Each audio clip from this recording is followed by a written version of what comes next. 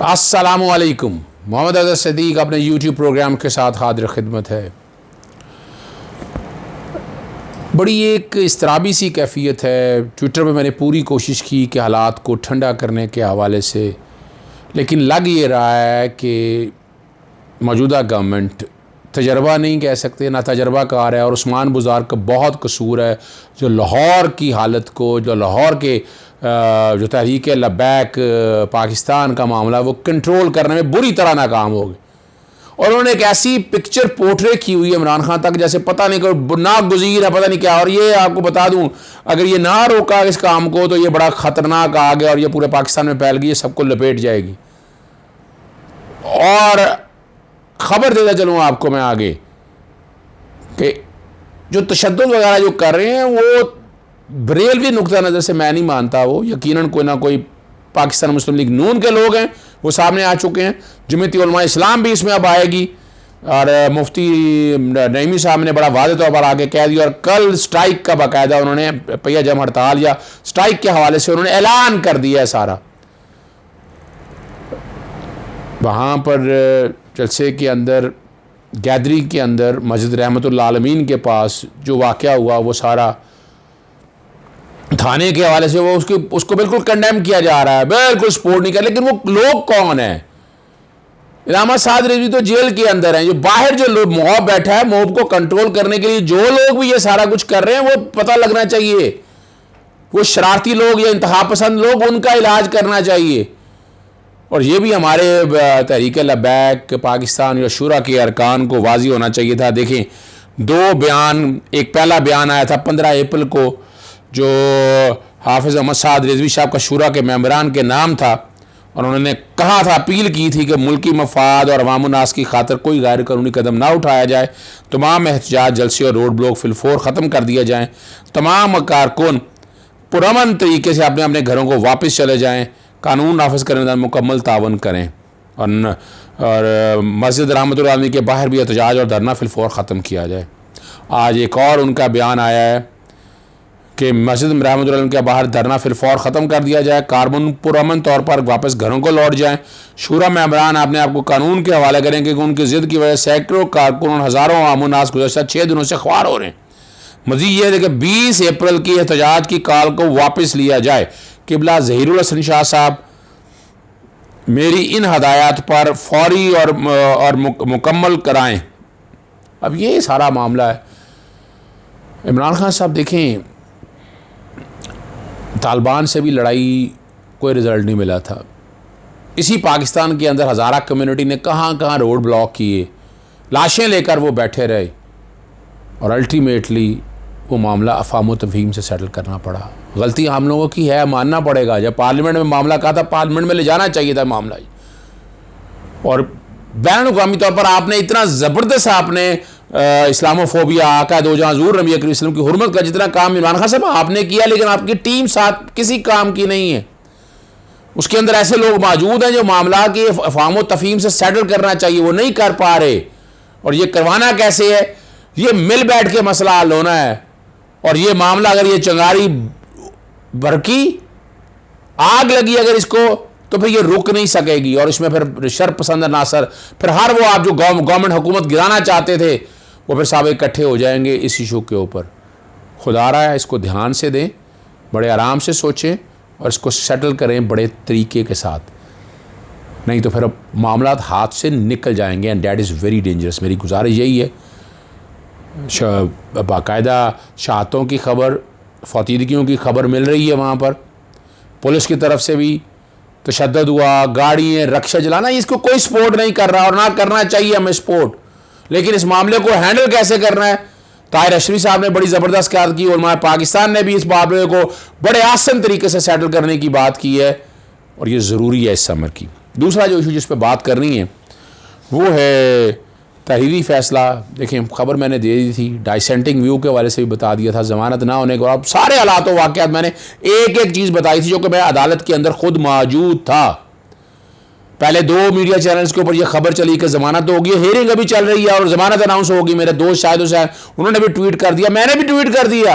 वो बाद में जाकर एहसास हुआ, बाद में ट्वीट मैंने डिलीट किया। फिर मैं कोर्ट के अंदर मौजूद, आर्गूमेंट मैंने सारे सुने और आर्गूमेंट मैं तफसीली बता चुका हूँ।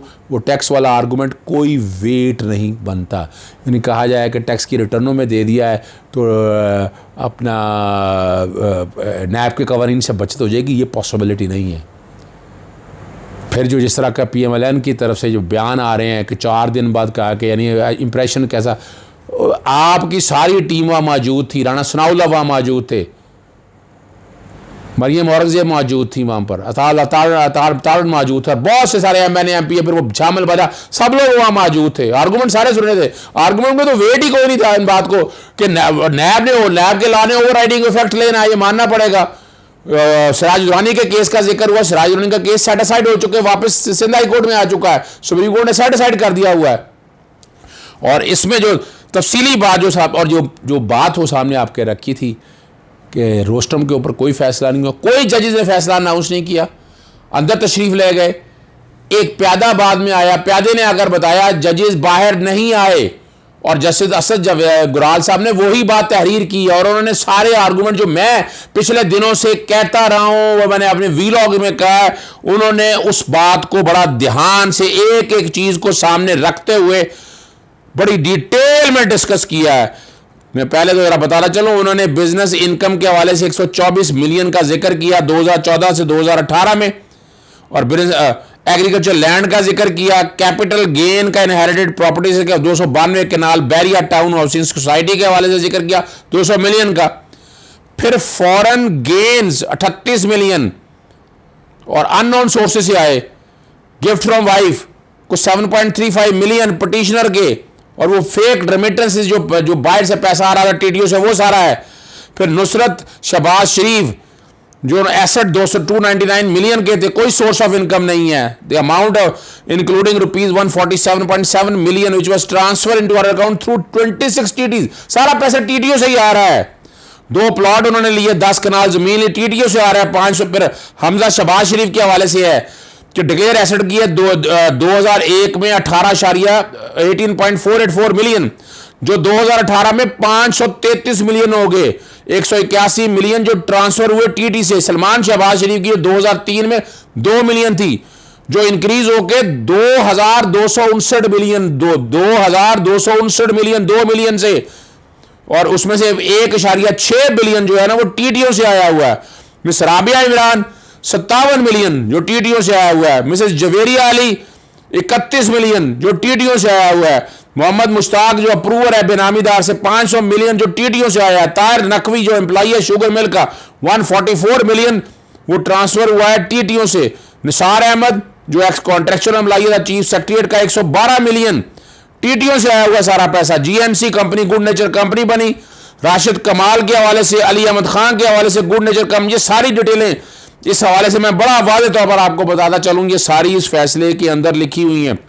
161 के बयान का जिक्र है, को एक्यूज मंसूर अनवर के हवाले से जिक्र है। फिर एक एक चीज़ों का जिक्र करके जो फिर वो हमजा शरीफ की जो बेल है वो उसके फैक्ट और है, क्योंकि मेन एक्यूज़ नहीं था, मेन एक्यूज़ शहबाज शरीफ साहब है, उनके हवाले से जिक्र कर दिया। उन आर्गूमेंट्स का TT के हवाले से उन्होंने सारा, और इनकम टैक्स की रिटर्नों के हवाले से बता दिया। और ये बड़ा ज़बरदस्त para, it has been forcefully argued that all assets required and gained by the party have been shown in their annual income tax return and other documents of the FBR। और कोई भी अगर बात होगी तो वो सारा आप उसके दौरान गाएंगे। और ये प्रोब कर रहा है 1990 से कर रहा है। This argument has no force for the simple reason that the asset acquired in billions of rupees including face stakes without showing any legal source of income, कोई आमदन नहीं है, cannot be legalized on account of their income shown in the annual return and oust the national accountability to probe into the same for the sole reason that the annual tax return filed 6 years back cannot be re-agitated by the FBR. Rather, the National Accountability has ample power to take up the matter from 1 जनवरी 1985 में आपको date ये कहता था, जिक्र कर दिया हुआ, having retrospective effect under the National Accountability Bureau Ordinance 1999। The NAB was quite justified to inquire into the increased wealth assets disproportionate to known means of the petitioner, to which remain fail and justify the NAB authorities. अब यहाँ से बड़ा clear हो जाए during investigation, and even I am not convinced because the petitioner no answer at all for the asset acquired by him and his family members, including Ben Amidar, through his known source of income. बड़ी detail के अंदर फिर इन्हीं बातों के सामने रखते हुए उन्होंने बेल रिजेक्ट कर दी। ये मैं मेरिट की बात कर रहा हूँ। इन चीज़ों को सबको अगर हलाकर सामने रख कर आप देखें, शहबाज शरीफ की ज़मानत नहीं ये बनती इस केस में। जो मर्ज़ी हम कहते रहें, जस्टिस मोहम्मद सरफराज डोगर साहब ने जो दिए सॉलिड आर्गूमेंट्स कोई नहीं है उनके हवाले से, ना अपना मेडिकल ग्राउंड पे और ना हार्डशिप के ऊपर। रेफरी जज के पास मामला नहीं, मैं बता चुका हूं आपको। रेफरी जज ने नए सिरे सुनना है, दोनों के आर्गूमेंट सुनने हैं, शहबाज शरीफ के वकला के भी और नैब के भी। और बड़ा मुश्किल काम है कि सरफराज डोगर साहब के ऑर्डर को जस्टिफाई करें। असद जावेद इकबाल साहब के ऑर्डर्स को फील्ड से हटाना बड़ा मुश्किल काम होगा, उसे मीट आउट करना बहुत मुश्किल काम हो जाएगा। तो पॉसिबिलिटी यही है शायद ज़मानत ना हो पाए, शायद हार्डशिप या मेडिकल ग्राउंड को बेस बनाई जाए, वो एक अलग बात है। इजाज़त दीजिएगा। अस्सलाम वालेकुम, खुदा हाफ़िज़, पाकिस्तान जिंदाबाद।